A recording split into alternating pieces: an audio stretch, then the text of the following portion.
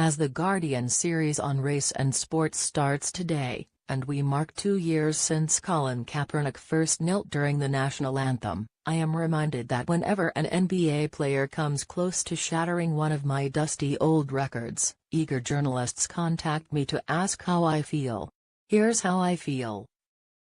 At the time I set those records, most points scored, most blocked shots, most MVP awards, blah, blah, blah, I celebrated them because they confirmed that all my hard work and discipline since childhood was effective in me achieving my goal of becoming the best possible athlete. But that wasn't my only goal. The even greater significance those records had to me then, and has to me even more now, is in providing a platform to keep the discussion of social inequalities, whether racial, gender-related, or economic, alive and vibrant so that we may come together as a nation and fix them. Historically, that has been the greatness of the American spirit. We don't flinch at identifying our own faults and using our moral fortitude and ingenuity to become a better nation. In honoring that spirit, I pay tribute to two of my most important mentors, UCLA coach John Wooden and Muhammad Ali. It is Ali's voice I often hear in my head. When you saw me in the boxing ring fighting, it wasn't just so I could beat my opponent. My fighting had a purpose. I had to be successful in order to get people to listen to the things I had to say. All sports records will inevitably be broken, but the day after they are, the world won't have changed. But every day you speak up about injustice, the next day the world may be just a little better for someone. Sports is the most popular form of entertainment, with Americans spending about $56 billion on sports events last year, compared to about $11 billion on movies. 72% of 18 to 29-year-olds consider themselves sports fans, as do a majority of those older. This level of popularity has made sports more than just entertainment, it's also part of our national identity, a source of inspiration for personal achievement, and a means to teach our children valuable lessons about teamwork and social ethics. For African Americans, sports has all those values, but it also has some extra implications. Race and sports in America. 2 years on from Colin Kaepernick's decision to kneel for the national anthem, The Guardian explores how race helps shapes dialogue around social issues in the U.S. While LeBron James has carried us long enough. Kareem Abdul Jabbar, what sports have taught me about race in America in pictures, from the Great White Hope to #ShutUpOnDribble. Read more. For people of color, professional sports has always been a mirror of America's attitude toward race. As long as black players were restricted from taking the field, then the rest of black Americans would never truly be considered equal, meaning they would not be given equal educational or employment opportunities. Even after they were permitted to play, sports has been the public face of America, not what we sentimentally profess to believe when waving flags on the 4th of July, but of our actual daily behavior. That is why whatever happens in sports regarding race, plays out on the national stage. Right now, sports may be the best hope for change regarding racial disparity because it has the best chance of informing white Americans of that disparity and motivating them to act. The problem is that this is not the message that those who profit from disparity want the public to hear. They attempt to silence voices of dissent in sports today just as they have throughout my lifetime and before. And that attempt is always disguised as an appeal to patriotism. They use the flag the way a magician uses a cape, to misdirect the audience from the manipulation. Poof! No racism here, folks. To white America, the history of U.S. sports is a rising graph of remarkable achievements of physical and mental strength. To black America, it's that, but is also a consistent timeline of attempts to silence the voices of African Americans. In 1964, Ali's refusal to submit to the draft during the Vietnam War on the grounds that my conscience won't let me go shoot my brother, or some darker people caused him to be sentenced to 5 years in prison, fined $10,000, and banned from boxing years. He gave up millions of dollars and faced prison to speak his truth. In 1971, his conviction was overturned by the U.S. Supreme Court in an 8-0 decision, but the damage had already been done. During the 1968 Olympics in Mexico, Tommy Smith and John Carlos stood on the podium and raised their gloved fists in the air during the national anthem.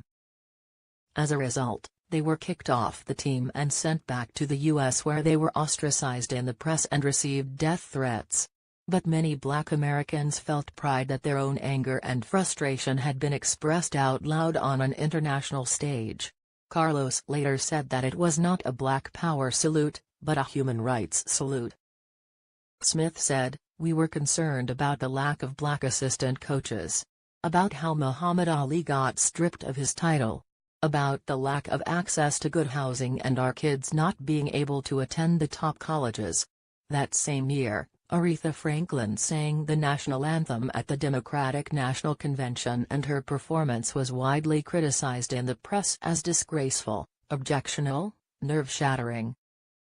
Editorials routinely decried soul music and referred to her in an insulting way as a soul sister.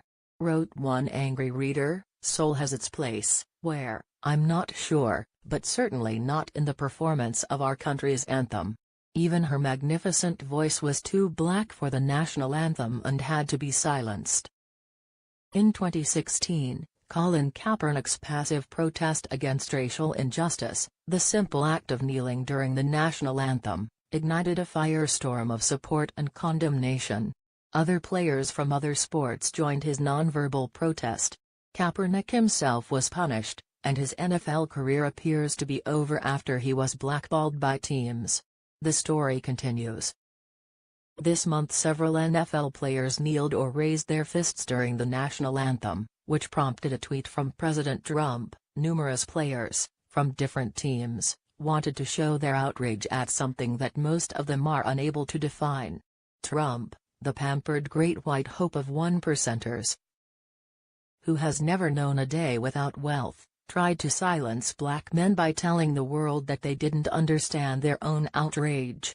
The national shame in this timeline isn't the insult to the national anthem but the insult to the nation's ideals that 50 years after Tommy Smith and John Carlos raised their fists in Mexico City, not that much has changed. Despite the hundreds of studies and statistics and experts' reports that confirm systemic racism is rampant in America, hindering education, employment, health, and life expectancy, we're still trying to convince some people that the earth is round. Over the years, I have participated in some of these protests. In 1967, when I was only 20, I was the youngest member of the Cleveland Summit, a gathering of Black athletes tasked with determining the sincerity of Ali's claim of being a conscientious objector.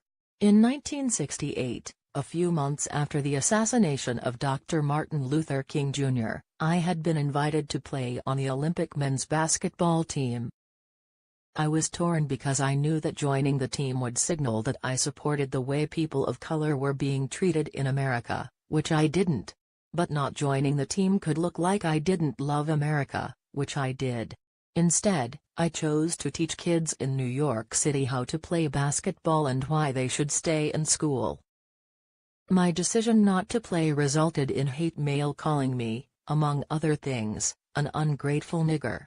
That word, ungrateful, is the key to understanding what angers those who are so incensed at players' protests. They want Black athletes to be grateful that they've been given a seat at the table and to therefore ignore their brothers and sisters who have little hope of achieving that kind of success.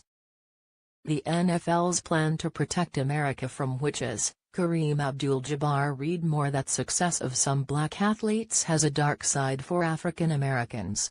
Some see sports as a path for their children to escape the endless cycle of poverty. Parents pour all their energy into training and grooming their child to become a professional athlete, sometimes at the expense of their academic education. Yet, the odds of success are so slim that they are doing more damage to their child's future. Even those who make it to the pros usually have a short career. The average in the NFL is 3.3 years, and in the NBA 4.8 years, and most don't earn enough from those short careers to retire on. We can't promote professional sports as a real hope any more than we can endorse the lottery as a career strategy. That's why athletes are so motivated to speak out about the unequal opportunities that leave people desperate to cling to the hope of even a distant long shot. I love sports. I love to see an athlete perform a physical feat so amazing that I marvel at what we are capable of. I love to see teams work together, to act selflessly in pursuit of a greater goal than individual glory. Sports energizes me and makes me hopeful about humanity. But I am even more energized and hopeful when I see those same athletes speak out against injustices, because I know that in doing so, they are risking the careers that they spent their whole lives working towards. Their willingness to risk everything in order to give voice to the powerless, despite all efforts to silence them, makes me proud as an athlete and as an American. As Mark Twain once said, "True patriotism, the only rational patriotism, is loyalty to the nation all the time, loyalty to the government when it deserves it." Athletes who speak out are proclaiming their loyalty to a constitution that demands equality and inclusiveness, not to the government officials who try to undermine those ideals by silencing its critics.